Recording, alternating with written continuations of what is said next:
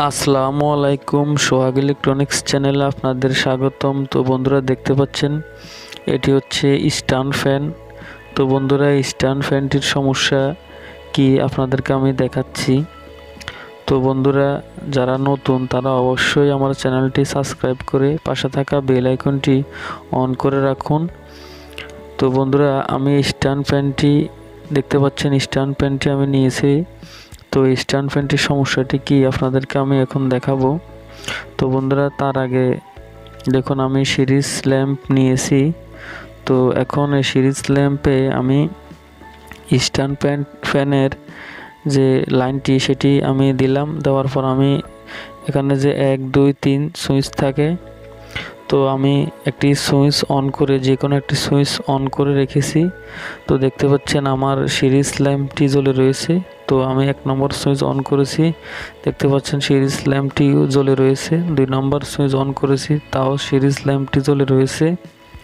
তো বন্ধুরা 3 নম্বর switch on করেছি, তো তাও আমার সিরিজ ল্যাম্পটি জ্বলে রয়েছে। তো দেখুন আমার মোটরটি ঘুরতেছে না। তো দেখতে পাচ্ছেন এটি যখন আমি হাত দিয়ে এটি ঘুরাই দেওয়ার চেষ্টা করি, দেখুন তো এটি এখন রানিং নিয়েছে। তো বন্ধুরা এই হচ্ছে এই স্ট্যান্ড ফ্যানটির সমস্যা। তো এখন দেখতে পাচ্ছেন আমি এখন বামে ঘুরতে দিয়েছি, যে এখন এটি বামে টার্নিং নিয়েছে। তো এখন এই সমস্যাটির সমাধান আপনারা কিভাবে করবেন, তো এখন এটি আমি আপনাদেরকে সমাধান করে দেখাবো। তো এটি আমি প্রথমেই যে প্লাস্টিক কাভারগুলো থাকে সবগুলো প্লাস্টিক কাভার খুলে নেবেন। তো বন্ধুরা দেখতে পাচ্ছেন আমি প্লাস্টিক কাভারগুলো খুলে নিচ্ছি। তো দেখুন প্লাস্টিক কাভারগুলো খোলা শেষ হলে আপনারা এই কয়েলটি লক্ষ্য করে দেখবেন।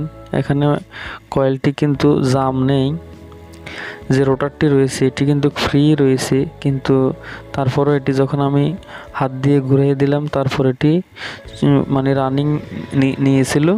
তো বন্ধুরা দেখতে পাচ্ছেন এটি কিন্তু ফ্রি রয়েছে।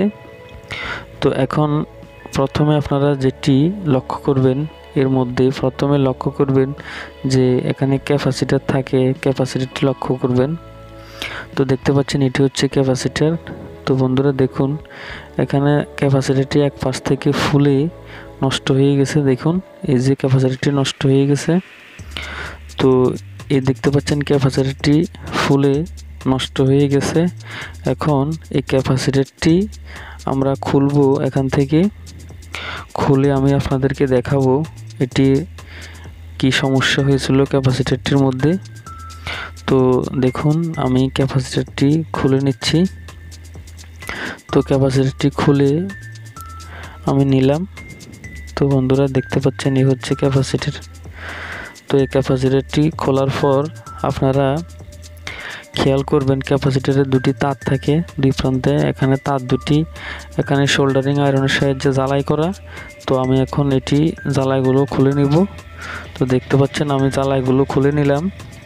তো এখন যেহেতু আমি জ্বালাইগুলো খুলে নিলাম, তো এখন দেখুন ক্যাপাসিটরটি দেখুন কি সমস্যা। দেখুন ক্যাপাসিটরটি কিন্তু এটি এখান থেকে ব্লাস্ট হয়েছে ক্যাপাসিটরটি। তো এটি হচ্ছে 1.5 মাইক্রোফ্যারাড ক্যাপাসিটর। তো বন্ধুরা দেখতে পাচ্ছেন এটি এখন আমি বাদ দিয়ে দিলাম। তো নতুন আমি একটি ক্যাপাসিটর নিয়েছি, দেখুন সেটিও আমার 1.5 মাইক্রোফ্যারাড ক্যাপাসিটর। তো বন্ধুরা এখন এটি সহজে আমি লাগিয়ে ফেলবো, কারণ এটাতে দুটি তার রয়েছে। তো দুটি তার যে কোনো দুটি তারের মধ্যে পেঁচালেই হবে, এখানে প্লাস মাইনাস দরকার নেই। তো বন্ধুরা দেখতে পাচ্ছেন আমি একটি তার একটির সাথে পেঁচিয়ে নিলাম। তো এখন আরেকটি তার আরও একটি লাইনের সাথে আমি এটি কানেক্ট করে নিলাম। তো দেখুন এখন এটি আমার কানেক্ট করা শেষ। তো বন্ধুরা এখন আমি এটি এখন আপনাদেরকে দেখাবো যে এটি আমার ঠিক হয়েছে কিনা। আমি কি আবারও কি এটি হাত দিয়ে এটির রোটারটি ঘুরিয়ে দেওয়া লাগে কিনা দেখুন। তো দেখুন আমি একটি সুইচ দিয়ে রাখবো। তো দেখুন আমি একটি সুইচ দিয়ে রেখেছি। আমি 2 নম্বর সুইচটি দিয়ে রেখেছি। তো আমি এখন প্লাগে এটি লাইন দিব। দেখুন এটি প্লাগে লাইন দেওয়ার সাথে সাথে কিন্তু এখন রানিং নিয়েছে। তো বন্ধুরা দেখতে পাচ্ছেন এটি এখন রানিং নিয়েছে। তো বন্ধুরা আপনারা এইভাবে মেরামত করতে পারেন। তো বন্ধুরা ভিডিওটি ভালো লাগলে অবশ্যই লাইক করবেন। তো ভিডিওতে দেখার জন্য সবাইকে ধন্যবাদ।